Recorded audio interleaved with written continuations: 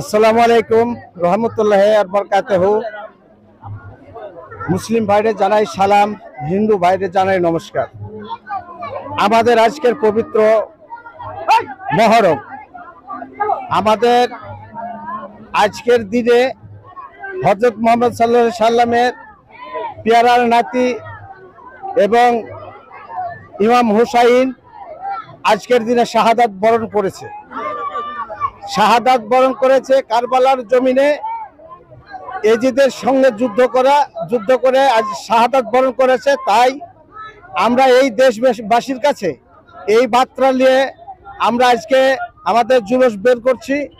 কারণ হচ্ছে আমাদের এই দিনটা যে গেছে, এই দিনটা যেন পুনরায় ফিরে না আসে, এই জন্য আমরা বের করছি।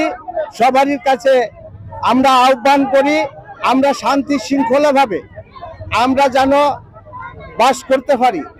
আমাদের একজনের সাথে একজন মহব্বত, মিল মহব্বতের সঙ্গে যেন আমরা চলাফেরা করতে পারি। আল্লাহর কাছে আজকে কি দোয়া করছেন?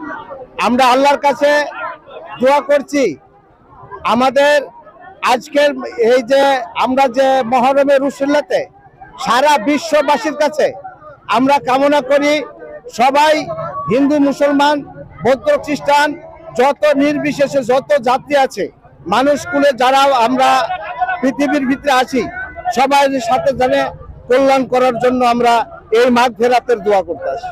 আপনার পরিচয়? আমার